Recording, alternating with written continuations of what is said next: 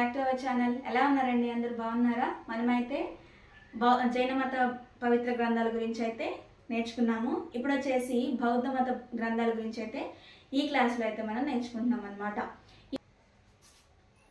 వీటిని త్రిపీటకాలు అంటారు. ఇవి పాలీ భాషలోని హీనాయన శాఖ పవిత్ర గ్రంథాలు అన్నమాట. ఈ బౌద్ధ మత పవిత్ర గ్రంథాలని త్రిపీటకాలు అంటారు. ఈ పాలీ భాషలో రచింపబడ్డాయి. ఇవి హీనాయన శాఖకు చెందినటువంటి పవిత్ర గ్రంథాలు అన్నమాట. అందులో మొదటిది వచ్చేసి సుత్త పీఠకం. ఈ సుత్త పీఠకం అనేది బుద్ధుడి బోధనల గురించి అయితే మనకు తెలుపుతుంది. ఈ సుత్త పీఠకం అనేది బుద్ధుని బోధనల గురించి అయితే మనకు తెలుపుతుంది. ఇది మొదటి బౌద్ధ సంగీతిలో ఈ సుత్త పీఠకం అయితే రచించడం జరిగింది. మొదటి బౌద్ధ సంగీతి జరిగినప్పుడు దాన్ని నిర్వహించిన వారు ఎవరంటే ఆనందుడు. అలాగే రెండోది వచ్చేసి వినయ పీఠకం.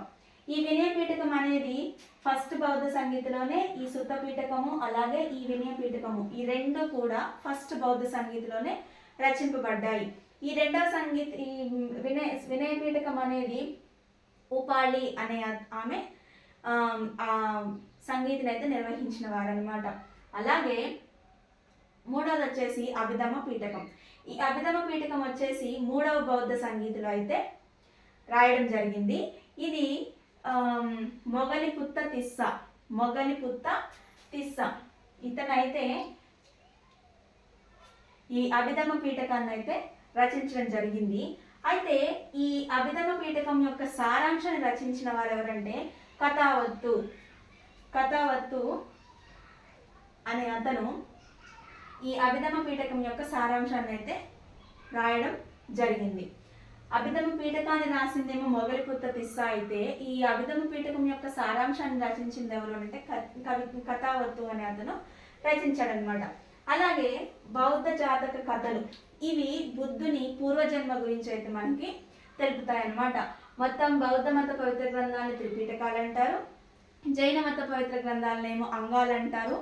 అలాగే ఈ త్రిపీఠకాల్లో మొదటిది వచ్చేసి సుత్త పీఠకం, రెండోది వచ్చేసి వినయ పీఠకం, మూడోది వచ్చేసి అభిధమ పీఠకం అన్నమాట. అలాగే మనకి బౌద్ధ మతంలో రెండు శాఖలుగా విడిపోయాయని తెలుసు. ఒకటి హీనాయన శాఖ, ఇంకొకటి వచ్చేసి మహాయాన శాఖ. హీనాయన శాఖ వాళ్ళు త్రిపీఠకాలు రచించుకొని వాటిని ఆరాధించడం, బుద్ధుని ఆరాధించడం జరిగింది. అలాగే మహాయానులు కూడా కొన్ని పుస్తకాలు అయితే రచించుకున్నారు. అయితే అంతకంటే ముందు బుధఘోషుడు అనే ఆయన వసుద్ధి యాగ చుల్లమగ్గ ఈ రెండు కూడా విహారాల నిర్మాణం అయితే జరిగిందనమాట. బుధఘోషుడు వసుద్ధి యాగ చుల్లమగ్గ అనే విహారాలను అయితే నిర్మించడం జరిగింది. అలాగే నాగార్జునుడు అయితే అందరికీ తెలుసు. సో ఈ నాగార్జునుడు ఏంటంటే మాధ్యమికవాద సిద్ధాంతము అలాగే శూన్యవాద సిద్ధాంతాన్ని రెండింటిని రచించడం అయితే నాగార్జునుడు మాధ్యమికవాదము అలాగే శూన్యవాద సిద్ధాంతాన్ని అయితే రచించడం జరిగింది. ధర్మకీర్తి ఇతను ప్రయాణ కీర్తిక న్యాయ బిరుదు అనే రెండు గ్రంథాలను అయితే రచించడం జరిగింది. ఇతని బిరుదు వచ్చేసి నాట్ ఆఫ్ ఇండియా అని పిలుస్తారనమాట. నాట్ ఆఫ్ ఇండియా అని అయితే పిలుస్తారు ఇతని బిరుదు వచ్చి. ఈ బిరుదు ఎవరిది అని అంటే ధర్మకీర్తి అనే వ్యక్తిది నాట్ ఆఫ్ ఇండియా అని పిలుస్తారు. ఇతని యొక్క రచనలు వచ్చేసి ప్రయాణ కీర్తిక అలాగే న్యాయ బిరుదు. నెక్స్ట్ వచ్చేసి మిలింద పన్హా. ఈ మిలింద పన్హా అనగానే మనకు గుర్తు రావాల్సింది మీనాండర్ ప్రశ్నలు నాగసేనుడి సమాధానాలు. మిలింద పన్హా అనే అతను మీనాండర్ ప్రశ్నలు నాగసేనుడి సమాధానాలు అనే గ్రంథాన్ని అయితే రచించాడు. అలాగే నేను ఇందాక చెప్పినట్టు బౌద్ధ మతంలో రెండు శాఖలుగా విడిపోయింది అని చెప్పాను కదా. మొదటిది వచ్చేసి హీనాయన శాఖ అయితే రెండోది వచ్చేసి మహాయానులు. వీళ్ళు కొన్ని పుస్తకాలు రచించుకొని వాటిని ఆరాధించడం అయితే మొదలుపెట్టారు మహాయానులు. అవి వచ్చేసి వైపుల్య సూత్రం, లలితా విస్తారం, సుద్ధర్మ పుండరికం. వైపుల్య సూత్రము, లలితా విస్తారము, సుద్ధర్మ పుండరికం ఈ మూడు గ్రంథాలని సంస్కృత భాషలో రచించుకొని ఆ గ్రంథాలను అయితే వారు ఆరాధించారనమాట. త్రిపీఠకాలేమో పాలీ భాషలో రచింపబడ్డాయి, ఇవేమో సంస్కృత భాషలో అయితే రచింపబడ్డాయి అన్నమాట. అలాగే ఈ బౌద్ధ మత గ్రంథాలు అలాగే జైన మత పవిత్ర గ్రంథాలే కాకుండా మరికొన్ని దీపవంశము, మహావంశము, కులవంశాలు ఈ మూడు గ్రంథాలు శ్రీలంకకు చెందిన గ్రంథాలు అన్నమాట. ఇవి కూడా పాలీ భాషలో రచించడం జరిగింది. అలాగే ఈ శ్రీలంకని ఇదివరకు సింహాళమని, సీలోన్ అని పిలిచేవారు. వీటి యొక్క రాజధాని వచ్చేసి కొలంబో. కొలంబం యొక్క పూర్వనామం ఏంటి అని అంటే జయవర్ధన పురకొట్టె.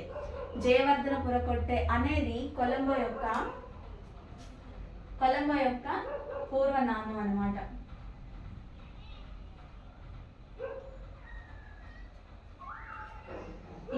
కొలంబో యొక్క పూర్వనామం జయవర్ధన పురకొట్టె.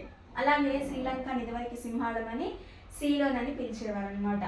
ఈ శ్రీలంకకు చెందిన గ్రంథాలు వచ్చేసి దీపవంశము, మహావంశము, కులవంశాలు. ఈ 3 గ్రంథాలు కూడా శ్రీలంకకు చెందిన గ్రంథాలు. ఇవి పాలీ భాషలో రచింపబడ్డాయి. అలాగే మనం ఇప్పటివరకు మత గ్రంథాల గురించి తెలుసుకున్నాము. అవి కాకుండా లౌకిక ఆధారాలు అంటే మతపరం కాని ఆధారాలు కూడా మనకు ఈ చరిత్రను తెలపడంలో ముఖ్యమైనవి అన్నమాట. అంటే ఏ మతానికి సంబంధించినవి కావు, కానీ చరిత్రను తెలపడంలో ముఖ్య పాత్రను పోషిస్తాయి ఈ లౌకిక గ్రంథాలు. అలాగే చారిత్రక గ్రంథాలు వచ్చేసి కల్హణుడు రాసినటువంటి రాజతరంగిణి. ఇది 12వ శతాబ్దంలోనిది. ఈ కల్హణుడు రాసినటువంటి రాజతరంగిణి ఈ గ్రంథం ఏంటంటే కాశ్మీర్ రాజుల యొక్క చరిత్రను తెలిపే ఏకైక గ్రంథం అన్నమాట. ఇది సంస్కృత భాషలో రచింపబడింది. కల్హణుడు రాసినటువంటి రాజతరంగిణి అనే గ్రంథము కాశ్మీర్ రాజుల యొక్క చరిత్రను తెలిపే ఏకైక గ్రంథము. ఇది సంస్కృత భాషలో అయితే రచింపబడింది. ఏ శతాబ్దంలో అంటే 12వ శతాబ్దంలో అయితే రచింపబడడం జరిగింది. అలాగే ఈ కల్హణుడు వచ్చేసి 3వ జయసింహుని ఆస్థానంలోని వాడు. ఈ కల్హణుడు అనే అతను 3వ జయసింహుని యొక్క ఆస్థానంలోని వాడు అనమాట. లోహర వంశం, ఇది లోహర వంశం అనమాట. ఈ జయసింహుని వంశం వచ్చేసి లోహర వంశం.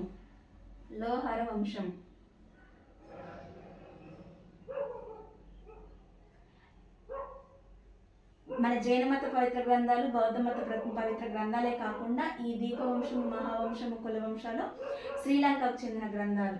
అలాగే మతపరమైన గ్రంథాలే కాకుండా లౌకికంగా కూడా కొన్ని ఆధారాలు కూడా మన చరిత్రకు సంబంధించినటువంటి చరిత్రను తెలపడంలో ముఖ్య పాత్రని పోషించాయి అన్నమాట. అలాగే కల్హణుడు రాసినటువంటి రాజతరంగిణి అనే గ్రంథము కాశ్మీర్ రాజుల యొక్క చరిత్రను తెలపడంలో ముఖ్య పాత్రను అయితే పోషించింది. ఇది సంస్కృత భాషలో రచింపబడింది. ఇది 12వ శతాబ్దంలోనిది. మీ అందరికీ అర్థమైందని అనుకుంటున్నాను. ఇవాళ చెప్పిన టాపిక్స్లో మీకు ఏదైనా అర్థం కాకపోతే నాకు కింద కామెంట్ సెక్షన్లో కామెంట్ చేయండి. నేను ఖచ్చితంగా రిప్లై ఇస్తాను. అలాగే ఈ క్లాస్ మీకు నచ్చినట్టయితే ఖచ్చితంగా లైక్ చేసి సబ్స్క్రైబ్ చేయడం మాత్రం అసలు మర్చిపోమాకండి. Thank you for watching.